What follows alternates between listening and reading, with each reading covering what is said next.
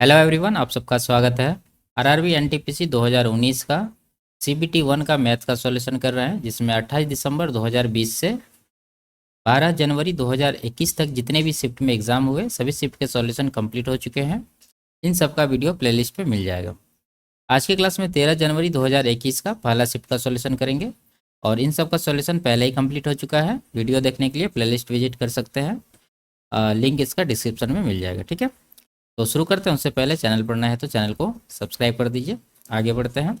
कह रहा है यदि एक आयत का क्षेत्रफल 60 इकाई और परिमाप 34 इकाई है तो उसका विकर्ण ज्ञात कीजिए। ठीक है, तो देखिए वैसे ये सवाल अलजेब्रा से बनेगा और दूसरा तरीका है कि इसको हिट एंड ट्रायल से बनाइए।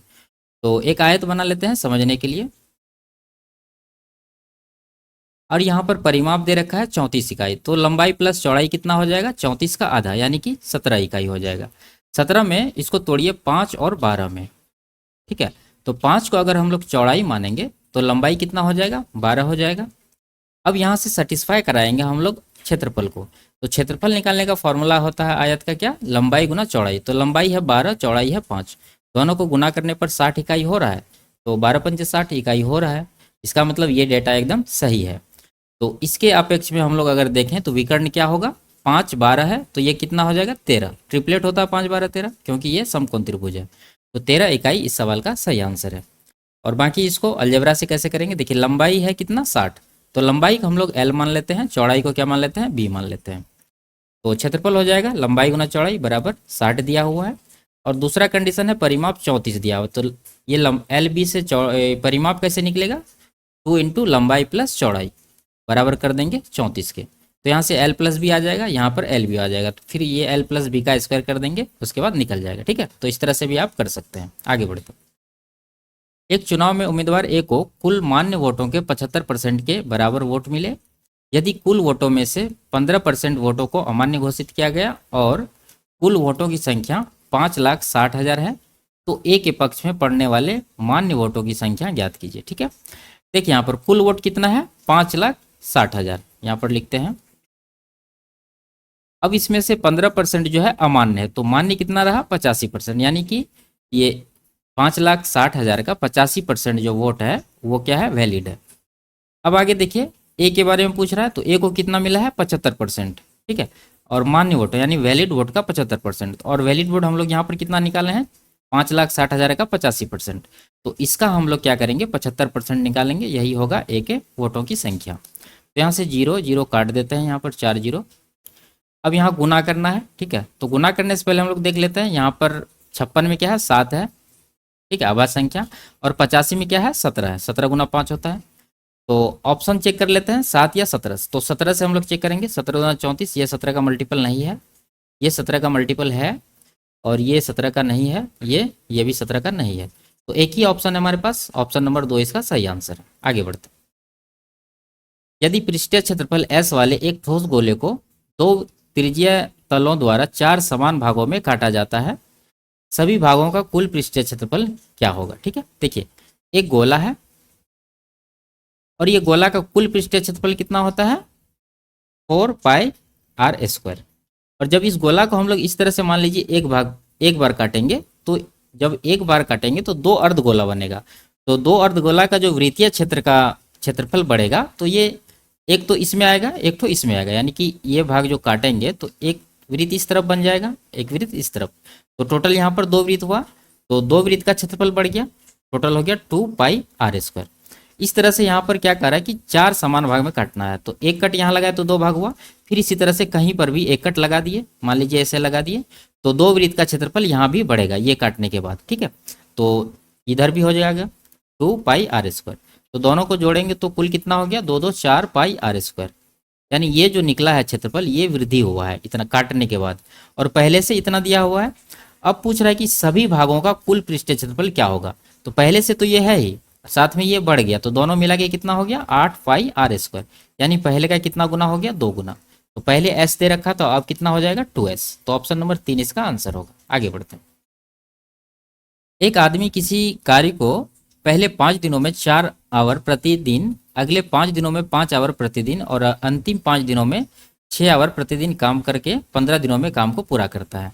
यदि वह आधे घंटे के लंच ब्रेक के साथ प्रतिदिन 8 घंटा काम करता है तो वह उक्त कार्य को कितने दिनों में पूरा कर लेगा। देखिए, मान लेते हैं कि आदमी का जो एफिशिएंसी है कितना है, 1 यूनिट पर आवर है। अब यहाँ 5 दिन कर रहा है 4 घंटा, तो कितना हो जाएगा टोटल वर्क, 5 के 20 यूनिट हो गया।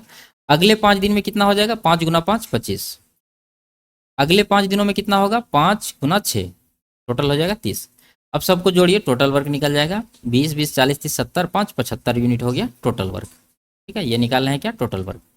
अब इस काम को वो क्या कर रहा है कि 8 घंटे प्रतिदिन काम करता है और आधा घंटा का लंच ब्रेक लेता है। तो 8 घंटा में आधा घंटा तो ये लंच ब्रेक ले रहा है, तो काम कितना देर कर रहा है, 7.5 घंटा। और 1 घंटा में हम लोग माने हैं 1 यूनिट काम कर रहा है, तो 7.5 घंटा में कितना करेगा, 7.5 यूनिट। अब इसी दर से 75 यूनिट काम को करने में कितना टाइम लगेगा, 7.5 से इसको डिवाइड करेंगे, तो जब कटाएंगे तो कितना आएगा, 10। तो 10 दिन इस सवाल का सही आंसर है, ऑप्शन नंबर 3। आगे बढ़ते हैं। एक त्रिभुज के 2 कोनों का योग इसके तीसरे कोनों के बराबर है, तीसरे कोनों की माप ज्ञात कीजिए। ठीक है, देखिए 90 डिग्री इसका आंसर होगा, डायरेक्ट आप लोग लगा सकते हैं, क्योंकि त्रिभुज में 3 कोण होता है, 2 कोनों का योग तीसरे के बराबर है, तो तीसरा कितना होगा। पहले ये बताइए, त्रिभुज के तीनों कोनों का योग कितना होता है, 180 डिग्री। 180 का आधा 90 डिग्री और 180 का आधा फिर से 90 डिग्री, तो ये जो आधा बचा ये अकेले तीसरा कोण है। ठीक है, 90 डिग्री। तो बाकी जो 90 डिग्री बचा इसी में पहला और दूसरा कोण है। ठीक है, तो पहला दूसरा के बारे में नहीं पूछ रहा है और निकाल भी नहीं सकते हैं, तो इसका जो आंसर होगा तीसरा कोण के बारे में पूछ रहा है, तो 90 डिग्री इसका सही आंसर होगा। आगे बढ़ते हैं। ये क्या है, ठीक है, तो इसको सॉल्व करते हैं थोड़ा सा। यहाँ पर क्या है, 5√5 और 125 को क्या लिख सकते हैं, 125 हो जाएगा आपको 5√5 और 3√5 पहले से है, 5√5 इसमें जुटेगा तो कितना हो जाएगा, 8√5। और नीचे देखिए 80 को 16 × 85 यानी कि 4√5 हो गया 80, प्लस ये 6√5 है ही, दोनों को जोड़िए, 6 4 10√5 आया। √5 कट जाएगा, 10 से 8 को डिवाइड करेंगे तो 0.8 आएगा। 0.8 आया यानी कि ये परिमेय संख्या है। अगर ये नहीं कटता, रिकरिंग होते जाता यानी कि पुनरावृत्ति होते जाता अंकों का, तो ये क्या होता, अपरिमेय संख्या होता। आगे बढ़ता। माना n वह बड़ी से बड़ी संख्या है जिससे इन तीनों संख्या को विभाजित करने पर समान शेषफल बचता है, तो संख्या n के अंकों का योग क्या है। ठीक है, तो वह बड़ी से बड़ी संख्या होगी कौन, इन तीनों के अंतर का HCF। ठीक है, तो इन दोनों का अंतर जब लेंगे तो कितना आएगा, 33 60, और इन दोनों का जब अंतर लेंगे तो कितना आएगा, 22 और 40 यानी कि 2240। ठीक है, और इन दोनों का अंतर लेंगे पहला और लास्ट वाला का, तो कितना आएगा, ये आ जाएगा आपको 5600। ठीक है, यानी यही तीनों नंबर का जो HCF होगा वही होगा ये बड़ी से बड़ी संख्या n। तो इनका HCF निकालने के लिए हम लोग क्या करेंगे, अंतर मेथड से निकालेंगे इसको। देखिए इन दोनों का अंतर लीजिए, कितना आएगा, ये आ जाएगा 1120। इन दोनों का अंतर लीजिए, ये आ जाएगा 33 60, और फिर लास्ट वाला और फर्स्ट वाला का अंतर लेंगे तो ये कितना आ जाएगा, ये आ जाएगा आपको 22 और 40 यानी कि 2240। ठीक है, अब यहाँ पर देखिए, अब यहाँ से हमको HCF निकालना है। तो देखिए 0 तो सब में है यानी कि 10 कॉमन है, ये है। उसके बाद 4 से ये संख्या ये संख्या भी कट रही है, तो यानी कि 4 और 10 से 40 हम लोग क्या करेंगे, अलग करेंगे। 40 गुना, उसके बाद यहाँ क्या बचता है, 4 से जब 112 को डिवाइड करेंगे तो 28 आएगा। ठीक है, इसको भी उसी तरह से तोड़िए, 40 को अलग करेंगे, उसके बाद 4 8 32, 4 9 36 यानी कि 89 आ रहा है। फिर इसको भी करेंगे उसी तरह से, 40 गुना 4 5 20, 4 6 24। ठीक है, अब देखिए यहाँ पर इन तीनों में हाईएस्ट कॉमन क्या है, हाईएस्ट कॉमन यहाँ पर 40 है। ठीक है, उसके अलावा कोई नंबर कॉमन नहीं है, क्योंकि यहाँ 28 है, यहाँ 89 89 तो अभाज्य संख्या है, तो कॉमन यहाँ पर नहीं है। तो इसका जो HCF हो जाएगा वो क्या हो जाएगा, ये 40 हो जाएगा, यही वो n का वैल्यू होगा। अब इनके अंकों का योग पूछ रहा तो कितना हो जाएगा, 4 + 0 4, 4 इस सवाल का सही आंसर होगा। आगे बढ़ते हैं। इसमें कह रहा है कि a+b का होल स्क्वायर बराबर a² + b² के लिए निम्न में से कौन सा मान्य है। ठीक है, तो देखिए इसको हम लोग खोलते हैं, a+b का होल स्क्वायर क्या हो जाएगा, a² + b² + 2ab बराबर a² + b²। अब यहाँ पर देखिए 2ab को अगर हम लोग इधर रखेंगे तो a² + b² जाके उधर घट जाएगा, यानी कि उधर जब घटेगा तो क्या बन जाएगा, 0 बन जाएगा। तो ab बराबर क्या आ गया, 2 से 0 को डिवाइड करेंगे तो 0 ही आएगा। यानी दो संख्या के गुणनफल 0 है, तो इसका मतलब ये दोनों संख्या क्या होगा, अनंत होगा, इसका कोई लिमिट नहीं होगा। अगर a को हम कुछ लेंगे, b को 0 लेंगे तो 0 हो जाएगा। अगर a को 0 ले लेंगे, b को कुछ भी ले लेंगे तो वो भी 0 हो जाएगा। तो इस तरह से इसका आंसर क्या हो जाएगा, ऑप्शन नंबर 4, यानी ए बी की अनंत संख्या के लिए सत्य हो सकता है। आगे बढ़ते हैं। एक लैपटॉप का मूल्य 27,000 है। 2 वर्ष की एक्सटेंडेड वारंटी खरीदने के लिए आपको 15% अतिरिक्त भुगतान करना होगा। लैपटॉप का अंतिम मूल्य ज्ञात कीजिए यदि पूरी राशि पर 6% जीएसटी का भुगतान किया जाना है। ठीक है, तो देखिए 27,000 इसका कीमत है। अब इसमें 15% वारंटी के लिए चाहिए, ये जो 2 वर्ष का वारंटी एक्सटेंड कर रहा है। तो 27,000 का 15% कितना होगा? देखिए 27,000 का 10% हो जाएगा 2700, और 5% निकालेंगे लिए 2700 का आधा यानी कि 1350 करेंगे तो कुल मिला के कितना आ जाएगा? 4050। तो ये आ गया 15%, तो इसमें जोड़ देंगे 4050। तो ये वारंटी का प्राइस जुटने के बाद कितना हो जाएगा? 0501, यानी कि ये आ गया कितना? 31,050। अब इस पर 6% का जीएसटी भी ऐड करना है, तो 31,050 का 6%, तो कितना हो जाएगा? 6 गुना, देखिए 31,050 का जब हम लोग 1% निकालेंगे तो कितना आएगा? यहाँ पर दशमलव लगेगा, तो ये हो जाएगा 310.5। तो 310.5 को ये हो गया 1%, तो 6% का निकालना है तो 6 से गुना करेंगे तो ये कितना आएगा? इधर हो गया आपको कितना? 6 या 1860 और 3 यानी कि 1863। तो ये जो जीएसटी है इसको भी हम लोग इसमें जोड़ेंगे तो टोटल प्राइस निकल के आएगा कितना? यहाँ आ जाएगा 9, यहाँ 2, यानी 32,913 इस सवाल का आंसर होगा, ऑप्शन नंबर 1। आगे बढ़ते हैं। 36 और एन के एचसीएफ और एलसीएम क्रमशः 9 और 180 है, तो एन का मान ज्ञात कीजिए। ठीक है, तो क्या होता है? 36 गुना यानी पहली संख्या गुना दूसरी संख्या बराबर एलसीएम गुना एचसीएफ। ठीक है, तो इसको हम लोग निकाल लेते हैं। देखिए 36 से कट जाएगा ये 5 बार में, तो एन का वैल्यू क्या आ गया? 9 × 5 = 45। 45 इस सवाल का आंसर है। आगे बढ़ते हैं। इसका मान निकालना है। ठीक है, तो 4 का वर्गमूल जब लेंगे तो प्लस में भी आएगा माइनस में भी आएगा 2, तो प्लस और माइनस दोनों वाला होगा, ऑप्शन नंबर 2। आगे बढ़ते हैं। यदि 10 क्रमागत घंटों के दौरान एक रेलगाड़ी की चालें A1 A2 इसी तरह से A10 तक दिया है, तो रेलगाड़ी की औसत चाल क्या होगी? आंसर दिया है गुणोत्तर माध्य, हरात्मक माध्य, समांतर माध्य और माध्य का। तो हम लोग देखते हैं यहाँ पर, देखिए ये 10 घंटा का अलग अलग स्पीड दिया हुआ प्रत्येक घंटा का। तो एवरेज स्पीड निकालने के लिए हम लोग क्या करते हैं? कुल दूरी बट्टा कुल समय। तो कुल दूरी निकालने के लिए क्या करेंगे? देखिए पहला 1 घंटा में इतना इस चाल से कवर किया तो इतना दूरी कवर किया, और दूसरा घंटा में इस चाल से कवर किया है तो 1 घंटा में कितना दूरी कवर करेगा? इतना ही। तो कुल दूरी निकालने के लिए हम लोग को इसको जोड़ना पड़ेगा। ठीक है, तो सबको जोड़ेंगे। ठीक है, तो जोड़ यहाँ पर लगा देते हैं, और इसको डिवाइड किससे करेंगे? कुल समय से। तो कुल समय कितना होगा? कुल समय हो जाएगा 1 घंटा 2 घंटा, इसी तरह से जोड़ेंगे तो टोटल 10 घंटा आएगा। तो 10 से इसको डिवाइड करेंगे, तो कुल मिला के ये क्या निकल के आया है? ये माध्य निकल के आया है, क्योंकि ऊपर प्रेक्षणों का योग 10 है और नीचे 10 से हम लोग डिवाइड भी कर रहे हैं। तो इसका जो आंसर होगा ऑप्शन नंबर 3 इसका सही आंसर है, समांतर माध्य वाला। ठीक है, आगे बढ़ते हैं। यदि ये दिया है तो ए का मान ज्ञात कीजिए। ठीक है, तो देखिए यहाँ से स्क्वायर हटाएंगे तो इधर रूट आ जाएगा, यानी कि ये हो जाएगा a+b√2 बराबर √19 + 6√2। ठीक है, तो इसका वर्गमूल लेना है, तो इसको हम लोग क्या करेंगे? ये जो 6√2 दिया हुआ है इसको आप 2ab के फॉर्म में लिखिए। तो 2 तो आएगा ही, ए को मान लेते हैं, जब जैसे 2 निकलेगा तो बचेगा क्या? 3 × √2। इस तरह से इसको तोड़ेंगे, और तोड़ने के बाद 2 को छोड़ देंगे, बाकी नंबर का स्क्वायर का योग देखेंगे क्या ये 19 हो रहा है कि नहीं हो रहा है। 3 3 या 9, इधर हो जाएगा 2, 9 2 11 हो रहा है, तो ये 19 चाहिए। तो इसका मतलब जो है ये परफेक्ट स्क्वायर इस पर नहीं बनेगा। तो इसके लिए हम लोग को क्या करना होगा? ऊपर नीचे रूट के अंदर ही ऊपर नीचे 2 से गुना कर दीजिए, या नहीं तो पूरा डेटा में 2 से गुना कर दीजिए। ठीक है, तो यहाँ पर हम अंदर में ऊपर नीचे 2 से गुना कर रहे हैं, तो यहाँ 2 से गुना हो जाएगा, नीचे भी 2 दे देंगे। इधर हो गया a+b√2 बराबर ऊपर क्या हो जाएगा? रूट अंदर 2 से गुना करेंगे 19 में तो 19 दूना 38 हो जाएगा, प्लस ये क्या हो जाएगा? 6 दूना 12√2, और नीचे क्या हो जाएगा? 2 से गुना किया। ठीक है, तो 2 नीचे रहेगा। अब देखिए इसका स्क्वायर रूट हम लोग बनाएंगे, क्या हो जाएगा? ये 12√2 है, इसको तोड़िए 2ab के फॉर्म में, तो 2 × 6 × √2 आएगा, 6 दूना 12। अब यहाँ देखिए 2 को छोड़ते हुए इसका स्क्वायर करिए, 6 4 के 36, √2 का स्क्वायर 2, 36 2 38 हो रहा है, यहाँ पर 38 है। इसका मतलब अब यहाँ पर वर्गमूल बन जाएगा। तो क्या हो जाएगा? यहाँ पर ये जो नंबर निकल के आया है इसी का आप जैसे 6 + √2 का होल स्क्वायर लिख सकते हैं, नहीं तो यहाँ पर भी एक बार लिखिए, जैसे 6 का स्क्वायर प्लस √2 का स्क्वायर प्लस 2 × 6 × √2, और नीचे 2 पहले से है। अब यहाँ पर देखिए A square plus B square plus 2ab, तो इसको हम लोग ए प्लस बी का होल स्क्वायर लिख सकते हैं।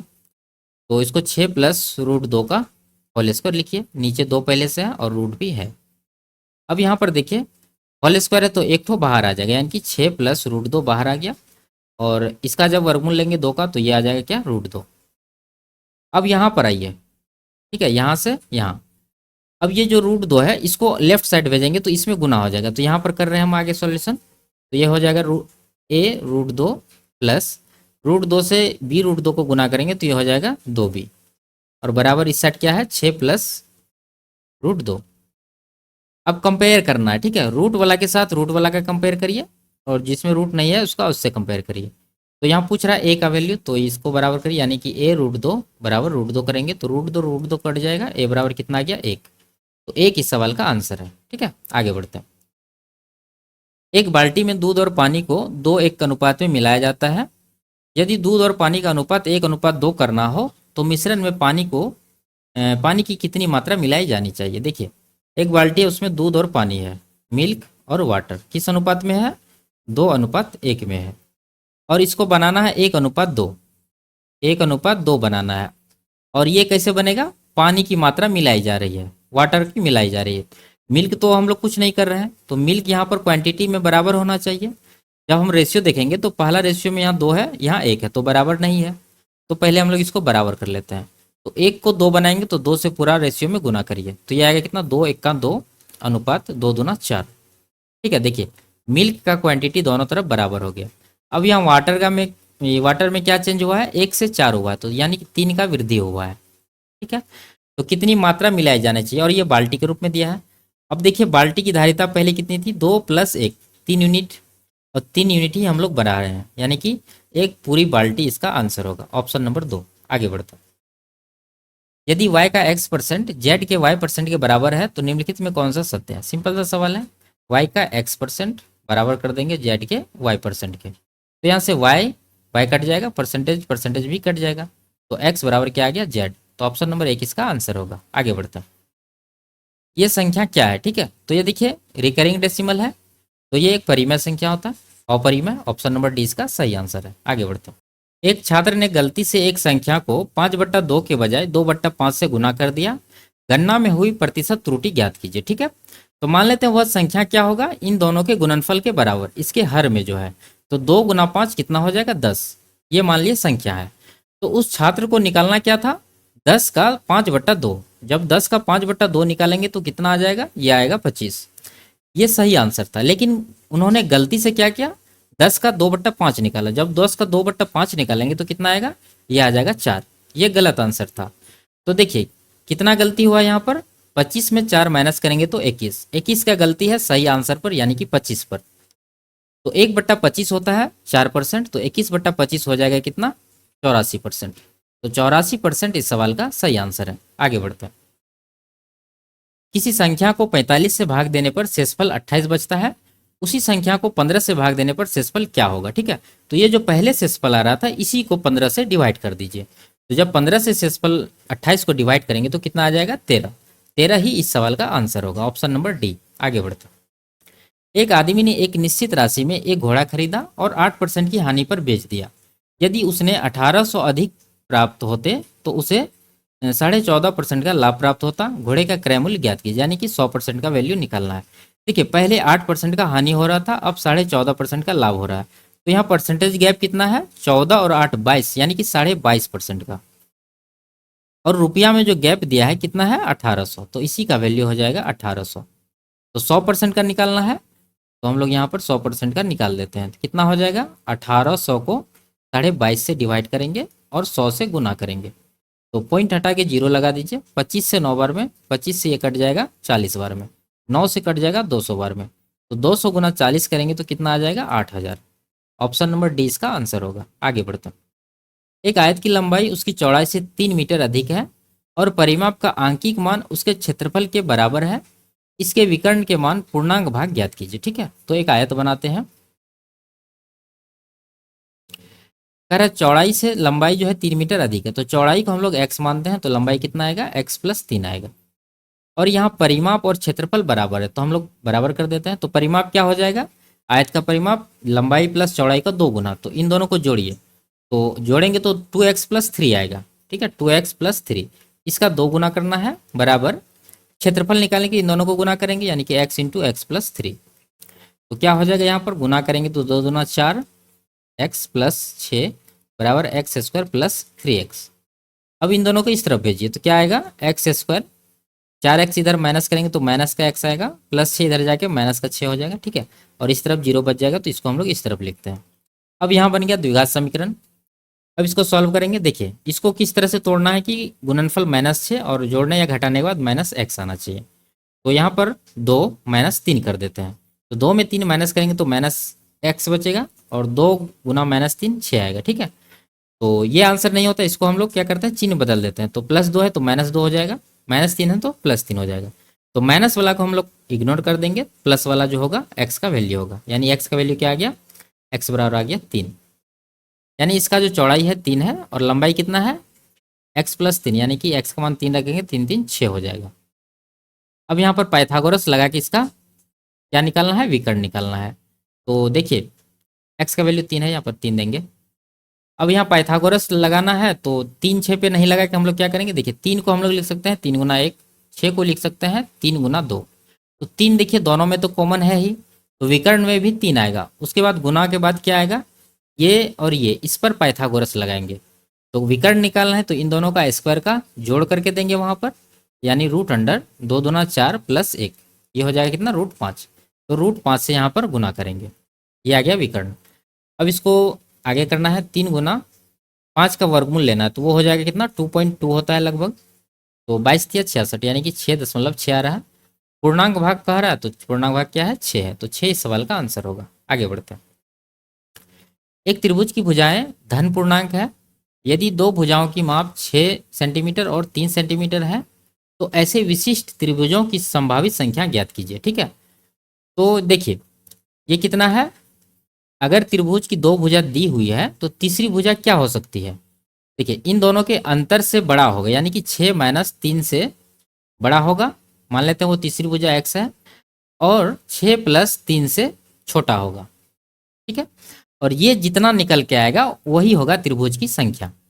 तो देखते हैं कितना निकल के आ रहा है, 6 - 3 3 हो जाएगा, 3 से बड़ा होना चाहिए x, और 6 + 3 यानी कि 9 से छोटा होना चाहिए। तो x का क्या क्या वैल्यू होगा, 3 से बड़ा, 4 से शुरू करेंगे, 4 5 6 7 8। ठीक है, 9 से छोटा ही रहना है, तो टोटल कितना वैल्यू आया, 5 वैल्यू। तो 5 इस सवाल का आंसर होगा, ऑप्शन नंबर डी। आगे बढ़ते, 4 अंकों की वह बड़ी से बड़ी संख्या ज्ञात कीजिए जो इन चारों से पूर्णतः विभाज्य हो। तो वो संख्या क्या होगा, इन तीनों का एलसीएम, और उसके बाद बड़ी से बड़ी संख्या का कंडीशन भी देखना है। तो एलसीएम निकालते हैं हम लोग, क्या हो जाएगा, 45 मानते हैं। उसके बाद 25 का 5 है, 5 से गुना करना होगा। 20 का 5 है, 4 नहीं है तो 4 से गुना करेंगे। 15 का 5 भी है, 3 भी है। ठीक है, तो ये हो गया एलसीएम। पाँचों के 20 गुना 45 करेंगे तो 900 आएगा। अब बड़ी से बड़ी संख्या का भी कंडीशन है, तो 4 अंकों की बड़ी से बड़ी संख्या है कौन, 4 बार 9 लिखेंगे, यानी 9999। इसको अब ये एलसीएम से डिवाइड करिए, यानी कि 900 से। तो एक बार में जाएगा, पहले 900 बचेगा कितना, 99, फिर 9 नीचे आएगा, फिर से एक बार में जाएगा, यानी 900 बचा कितना, 99। तो वो बड़ी से बड़ी संख्या जो होगी, जो इससे विभाज्य होगी, वो कौन सा होगा, 9999 में ये जो शेषफल आया 99 माइनस करेंगे तो कितना बचेगा, 9900। तो ऑप्शन नंबर 2 इसका सही आंसर है। आगे बढ़ते हैं, कह रहा है इन दोनों के निम्नतम पदों का अनुपात डैश है। ठीक है, तो देखिए वैसे आप कटा के तो इसको निकाल सकते हैं, लेकिन आप अगर यहाँ पर देखेंगे 47 और 67 है, अगर इसको देखें 11123, ये 47 और 67 के 3 गुना से भी ये कम है। ठीक है, तो आंसर भी उसी तरह से रहना चाहिए। तो पहला ऑप्शन हम लोग जब देखेंगे तो 3 का 3 गुना यानी कि 9 हो रहा है, तो ये 9000 से ज़्यादा है 13, कम होना चाहिए, तो ये आंसर नहीं होगा। यहाँ जो 17 है 9 से ज़्यादा है, तो ये भी आंसर नहीं होगा। यहाँ 27 है 9 से ज़्यादा है, ये भी आंसर नहीं होगा। तो यहाँ पर 7 है जो 9 से कम है, जिस तरह से यहाँ पर दिया हुआ था उसी तरह से यहाँ भी हो रहा है, तो ये इसका आंसर होगा। ठीक है, बाकी आप इसको कटा के निकाल सकते हैं। आगे बढ़ते हैं, एक लड़का समान समय में एक आदमी द्वारा किए गए कार्य के 1/4 हिस्से के बराबर कार्य करता है। 15 आदमी एक विशेष कार्य को 17 दिन में पूरा करते हैं।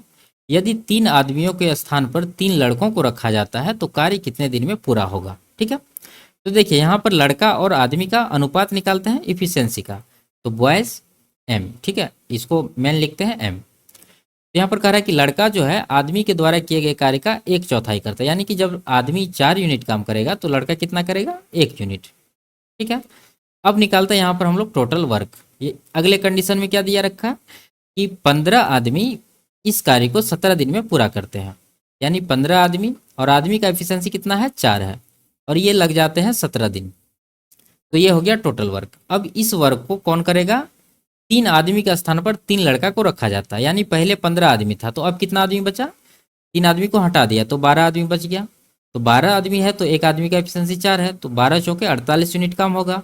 और प्लस में ये जो 3 आदमी के स्थान पर 3 लड़का को रखा गया है तो ये भी तो काम करेगा।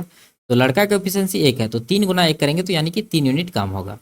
तो टोटल साथ में कितना हो जाएगा, 12 × 4 = 48, 3 = 51 यूनिट। तो अब इस टोटल वर्क को इस 51 से डिवाइड करिए, तो कितना आएगा, 17 से कटाएंगे 3 बार में, 3 से कटाएंगे 5 बार में, 5 × 4 यानी कि 20 दिन इस सवाल का आंसर होगा। आगे बढ़ते हैं। यदि एक समांतर चतुर्भुज की भुजाएं ये दोनों है और इसका परिमाप 44 सेंटीमीटर है, क्षेत्रफल 64 सेंटीमीटर है, इसकी भुजाओं के बीच बने न्यूनगुण का मान ज्ञात कीजिए। ठीक है। तो एक समचतुर्भुज हम लोग यहाँ पर बना लेते हैं। ठीक है। इसका नाम दे दीजिए ABCD। ठीक है। अब देखिए यहाँ पर ये दोनों भुजा है और इसका परिमाप कितना है, 44 है। तो जिस तरह से आयत का परिमाप निकालते हैं उसी तरह से इसका भी निकालेंगे, क्योंकि ये भी आयत के जैसा ही है। लेकिन इसका जो है प्रत्येक कोण समकोण नहीं है। तो परिमाप निकालने के लिए दोनों को जोड़ेंगे और इसका 2 गुना करेंगे, यानी लंबाई प्लस चौड़ाई का 2 गुना। तो दोनों को जोड़िए यहाँ पर, 3x 5x 8x हुआ, 8x का 2 गुना 16x हो जाएगा, प्लस 2 4 6, 6 का 2 गुना 12, बराबर करेंगे परिमाप कितना दे रखा है, 44 के। तो यहाँ से 16x बराबर हो जाएगा 44 - 12, ये हो जाएगा 32। 16 से कटाएंगे 2 बार में, यानी x का वैल्यू कितना आ गया, 2। जब x का वैल्यू 2 आया तो पहला भुजा कितना आ जाएगा, यानी ये आ जाएगा 2 × 6 = 2 8। दूसरा कितना आएगा, 2 इसमें रखेंगे तो 5 × 10 = 14, यानी लंबाई आ गया कितना, 14, चौड़ाई आ गया कितना, 8। अब यहाँ क्षेत्रफल 64 दे रखा है। देखिए अगर हम लोग इसके अनुरूप यहाँ पर एक ऊंचाई खींचे और एक अगर इसको आधार मान के क्षेत्रफल निकालेंगे तो यहाँ पर ऊंचाई आएगा। ठीक है। अब यहाँ देखिए कह रहा है कि इसकी भुजाओं के बीच बने न्यून कोण, एक तो अधिक कोण है, ये कोण तो अधिक कोण है, ठीक है, 90 से अधिक है। तो न्यून कोण बचा हमारे पास यहाँ से और यहाँ से। ठीक है। तो मान लेते हैं ये कोण थीटा है तो ये भी थीटा ही होगा। तो यहाँ से हम लोग निकालने का प्रयास करेंगे इसको, और ये बिंदु को मान लेते हैं क्या है, ई है। अब देखिए जब हम लोग क्षेत्रफल निकालेंगे BC को आधार मान के तो क्या होगा, आधार गुना ऊंचाई। तो आधार यहाँ पर 8 है और ये जो है इसको H मान लेते हैं, H हो जाएगा बराबर 64। 8 से कटाएंगे 8 बार में, तो H कितना आ गया, 8 आ गया। ठीक है। ये H कितना आ गया, 8 आ गया।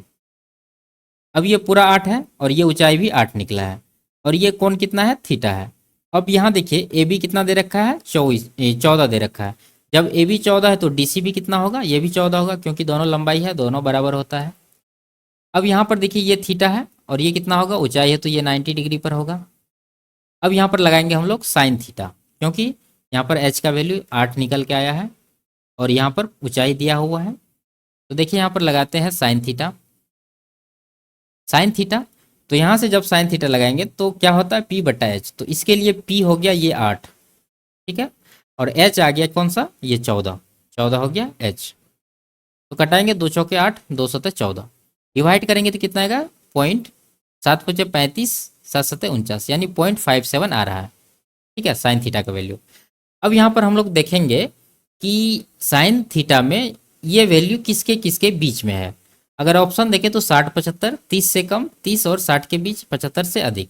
तो हम लोग 30 डिग्री अगर देखें, साइन 30, साइन 30 होता है कितना, 1/2, इसको 0.5 लिख सकते हैं। यानी ये जो वैल्यू है 0.57, ये 0.5 से अधिक है। कहने का मतलब जो आंसर होगा वो 30 डिग्री से अधिक होगा।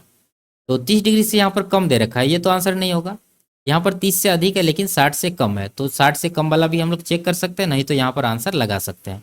तो चेक कर लेते हैं एक बार। साइन 60 होता है कितना, √3/2, और √3 होता है कितना, 1.73।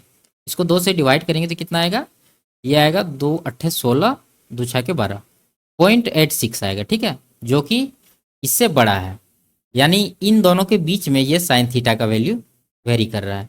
तो थीटा का मान 30 और 60 के बीच होगा। ऑप्शन नंबर 3 इसका सही आंसर है। आगे बढ़ते हैं। एक आयत के अंदर 1250 पाए सेंटीमीटर स्क्वायर क्षेत्रफल वाला एक अर्धवृत्त खींचा गया है। अर्धवृत्त का व्यास आयत की लंबाई के संपाती है और कौन साइड है, ठीक है। तो आयत का क्षेत्रफल ज्ञात कीजिए। देखिए एक आयत बनाते हैं यहाँ पर, और इसके लंबाई पर जो है एक अर्धवृत्त बनाया गया है इस तरह से, ठीक है। इसको टच करते हुए मान लीजिए बना है, और ये जो अर्धवृत्त है इसका क्षेत्रफल कितना दे रखा है 1250, और आयत का क्षेत्रफल पूछ रहा है। तो देखिए अर्धवृत्त का क्षेत्रफल होता है पाई आर स्क्वायर बटा 2, बराबर दे रखा है कितना 1250। तो यहाँ से हम लोग आर निकालेंगे, तो ये कितना हो जाएगा, देखिए पाई भी है इसमें 1250 में, तो पाई भी लगाते हैं। तो पाई पाई तो कटेगा ही, आर स्क्वायर बराबर हो जाएगा 2 गुना 1250 यानी कि 2500। आर बराबर 2500 का वर्गमूल 50, ठीक है। यानी ये आर आ गया कितना 50। तो ये पूरा व्यास है, तो ये कितना हो जाएगा 100 हो जाएगा। और ये चौड़ाई कितना होगा, ये चौड़ाई देखिए त्रिज्या के बराबर है, त्रिज्या आया 50, तो ये कितना होगा 50। क्षेत्रफल निकालना, दोनों को गुना कर दीजिए, लंबाई गुना चौड़ाई 5000 इसका आंसर होगा। Option number D. आगे बढ़ते हैं। संख्याओं x और y का अनुपात x अनुपात y 4:5 है। यदि x का मान z से 20% अधिक है तो y का मान z से कितना अधिक होगा, ठीक है। देखिए यहाँ पर x और y का दिया है, और कह रहा है कि x का जो मान है, यानी कि x का मान यहाँ पर कितना है 4 है। ये जो 4 है z से 20% अधिक है। 20% का फ्रैक्शन होता है 1/5, यानी 5 से 1 अधिक है। तो कितना हो जाएगा z का 6/5 हो जाएगा ये। तो 2 से कटाएंगे 2 बार में, 2 से 3 बार में, तो z का वैल्यू कितना आएगा 5 दूना 10/3। ये आ गया z का वैल्यू। अब पूछ रहा है y का मान z से कितना अधिक है। अब y z का हम लोग रेशियो निकालते हैं। देखिए y यहाँ पर कितना दे रखा है 5, और z निकल कर आया है 10/3। तो 3 हटाने के लिए 3 से गुना करेंगे तो कितना आ जाएगा 5 या 15, और यहाँ पर आ जाएगा 10। तो कितना अधिक है 5 अधिक है किस पर 10 पर। तो ये कितना आएगा 50%। ऑप्शन नंबर सी इसका आंसर होगा। आगे बढ़ते हैं। राम ए पर है और श्याम बी पर है। वे एक साथ एक दूसरे की ओर बढ़ते हैं। रास्ते में एक दूसरे के मिलने के बाद राम को बी तक पहुंचने में 2 घंटे लगते हैं और श्याम को ए तक पहुंचने में 8 घंटे लगते हैं। यदि राम की चाल 40 किलोमीटर प्रति घंटा है तो श्याम की चाल ज्ञात कीजिए, ठीक है। देखिए एक आदमी इधर से जा रहा है, एक आदमी इधर से आ रहा है। दोनों के मिलने के बाद यहाँ इस पॉइंट पर मिला, तो इस आदमी को यहाँ पर जो पहुंचने में टाइम लगा, और इस आदमी को यानी इस आदमी को जो यहाँ पर पहुंचने में टाइम लगा, तो इसमें एक रिलेशन होता है। क्या होता है, यानी कि पहला आदमी का स्पीड s1, दूसरा आदमी का स्पीड s2 बराबर हो जाता है रूट अंडर। देखिए s1 s2 लिया, यानी पहला आदमी का यहाँ पर गति लिया है, तो यहाँ पर जो है रूट के अंदर दूसरा आदमी का टाइम लेना पड़ेगा, यानी कि टाइम 2 टाइम 1, यानी पहला आदमी का टाइम। इस तरह से इसका होता है। तो यहाँ पर निकाल देते हैं। देखिए राम है, राम कौन है पहला आदमी है, ठीक है। तो राम का स्पीड है कितना 40 देंगे। s2 निकालना है बराबर रूट के अंदर t2, यानी दूसरा का समय कितना है 8 घंटा, 8 आएगा। नीचे पहला का समय यानी कि 2 आ जाएगा, 2 से डिवाइड करेंगे 4 बार में, और यहाँ रूट है तो 4 का वर्गमूल कितना हो जाएगा 2 हो जाएगा, ठीक है। 2 से कटा दीजिए इसको 20 बार में, यानी s2 कितना निकल के आया 20। 20 किलोमीटर प्रति घंटा इसका आंसर होगा। आगे बढ़ता है। एक आयत का परिमाप और लंबाई का अनुपात 5:1 है। यदि आयत का क्षेत्रफल 216 सेंटीमीटर स्क्वायर है तो आयत की लंबाई ज्ञात कीजिए, ठीक है। देखिए यहाँ पर लंबाई 1 है और ये परिमाप है, तो एक आयत यहाँ पर हम लोग बना लेते हैं समझने के लिए। ये लंबाई कितना है 1 है, तो एक लंबाई हो गया। अब यहाँ पर जो है परिमाप कितना दे रखा है 5, तो परिमाप जब 5 है तो लंबाई प्लस चौड़ाई कितना होगा 5 का आधा, यानी परिमाप का आधा हो जाएगा कितना 2.5, ठीक है। देखिए ये इसमें लंबाई और चौड़ाई दोनों है, और यहाँ पर दे रखा है कि लंबाई 1 है, तो चौड़ाई कितना बचा, ये चौड़ाई बच गया 1.5, ठीक है। अच्छा यहाँ पर मिस्टेक हो गया होगा, यहाँ पर चौड़ाई होना चाहिए था, क्योंकि यहाँ पर डेटा के अनुसार ये ज़्यादा है चौड़ाई। अब इसी के अनुसार जो दिया है इसी के अनुसार मान के हम लोग बनाते हैं। तो क्षेत्रफल है कितना 216। अब यहाँ देखिए पॉइंट हटा के यहाँ पर 0 लगा दीजिए आप, और 5 से कटा दीजिए, 5 या 15, 5 दूना 10, यानी यहाँ से जो लंबाई प्लस चौड़ाई का अनुपात आया है क्या आया है 2:3। इसको x के टर्म में लिखेंगे तो ये आएगा 2x, ये आएगा कितना 3x, ठीक है। इन दोनों को मान के हम लोग क्षेत्रफल निकालेंगे तो कितना होगा 2 या 6x स्क्वायर, और क्षेत्रफल दे कितना रखा है 216। 6 से कटाएंगे, 6 तिया 18, 6 चार के 36। तो x का वैल्यू कितना आएगा, 36 का वर्गमूल 6। क्या पूछ रहा है, आयत की लंबाई, लंबाई कितना है 2x, तो 6 दूना 12, 12 सेंटीमीटर इस सवाल का आंसर होगा, ऑप्शन नंबर 1। आगे बढ़ते हैं। जब x वस्तुओं का क्रय मूल्य y वस्तुओं के विक्रय मूल्य के बराबर हो तो 25% लाभ होता है, तो x अनुपात y क्या है, ठीक है। तो देखिए विक्रय मूल्य क्या हो जाएगा, x हो जाएगा, और क्रय मूल्य क्या होगा, y होगा। तो यहाँ पर CP और SP का जो रेशियो बनेगा वो क्या बनेगा, वो बन जाएगा y अनुपात x, ठीक है। अब यहाँ पर जब हम लोग देखेंगे तो ये हो गया क्या, क्रय मूल्य, ये हो गया विक्रय मूल्य। तो लाभ कितना होगा, लाभ निकालने के लिए विक्रय मूल्य माइनस क्रय मूल्य करते हैं, तो ये हो जाएगा x माइनस वाई, यानी कि ये जो आया है ये क्या है, लाभ है। अगर हम लोग इस स्ट्रक्चर पर अगर लाभ प्रतिशत निकालना चाहें तो क्या कर सकते हैं, यहाँ पर x माइनस वाई जो कि लाभ है, ठीक है, और नीचे आता है क्या, क्रय मूल्य, क्रय मूल्य दे रखा है y गुना 100%, ठीक है। ये हो गया लाभ परसेंट इधर से, और सवाल में जो लाभ परसेंट दिया हुआ है वो कितना है, 25%। अब यहाँ से निकाल लेते हैं। देखिए कटा देंगे 25 से 4 बार में, और ये y को इस तरफ भेजेंगे और ये 4 से गुना करेंगे तो 4x माइनस 4y बराबर y, और 4y को इस तरफ भेजेंगे तो 4x बराबर 5y हो जाएगा। तो x का आ गया कितना, 5, और y का आ गया 4, ठीक है। तो x अनुपात y जो बनेगा वो क्या बनेगा, वो बनेगा 5:4। 5:4 ही इसका आंसर है। आगे बढ़ते हैं। एक कॉलेज में 1800 छात्र हैं, और इसमें क्या कह रहा है कि कॉलेज में कितने छात्र गणित का अध्ययन कर रहे हैं। तो गणित का कहाँ पर है, यहाँ पर 60 डिग्री, ठीक है। तो टोटल छात्र है 1800, 1800 को 60 डिग्री निकालना है, और नीचे देंगे टोटल, ये वृत्तीय कोण कितना होता है, एक 360 डिग्री। तो कटाएंगे 6 बार में, 6 से कटाएंगे ये 300, तो 300 इसका आंसर होगा। आगे बढ़ते हैं। एक कॉलेज में 1800 छात्र है, वही दिया हुआ है, तो और कह रहा है आगे सवाल में, यदि राजनीति विज्ञान नामक पाठ्यक्रम को बंद कर दिया जाता है तो उसमें पढ़ने वाले छात्रों को समान रूप से इतिहास और जनसंचार पाठ्यक्रमों में वितरित कर दिया जाता है, तो जनसंचार पाठ्यक्रम में पढ़ने वाले छात्रों की संख्या में होने वाले वृद्धि की गणना करिए, ठीक है। तो पहले निकालते हैं कि राजनीति विज्ञान में कितने छात्र पढ़ रहे हैं। तो राजनीति विज्ञान यहाँ पर है 12 डिग्री लेकर के, तो टोटल छात्र है 1800, 1800 का 12 डिग्री निकालते हैं, 12/360। कटाएंगे ये 30 बार में कटेगा, और इससे जब कटाएंगे ये 60 बार में कटेगा, ठीक है। यानी 60 छात्र जो है इससे निकाला गया है, और इसको इक्वल डिवाइड करेंगे तो 30-30 होगा, और उसमें से इतिहास और जनसंचार भी दिया है, तो जनसंचार का पूछ रहा है तो उसका कितना हो जाएगा, 30 ही हो जाएगा। तो ऑप्शन नंबर 1 इसका आंसर है। आगे बढ़ते हैं। कितने छात्रों की लंबाई 151 सेंटीमीटर से अधिक है लेकिन 156 से कम है, ठीक है।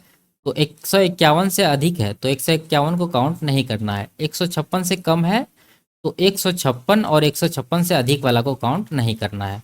अब बाकी बच गया यहाँ पर कितना, देखिए 5, 5 और 12, 17, 17 4 21, 21 10 31, तो 31 इसका आंसर होगा। आगे बढ़ते हैं। इसमें श्रमिकों का औसत वजन कितना है, ठीक है। सबको जोड़ के 4 से डिवाइड करेंगे तो 60 साल इसका, ये 60 केजी इसका आंसर आएगा। आगे बढ़ते हैं। तो ये लास्ट सवाल था। वीडियो आपको कैसी लगी कमेंट में जरूर बताइए। अच्छी लगी तो वीडियो को लाइक और चैनल को सब्सक्राइब कर दीजिए। फिर मिलते हैं अगले क्लास में, तब तक के लिए बाय बाय, टेक केयर।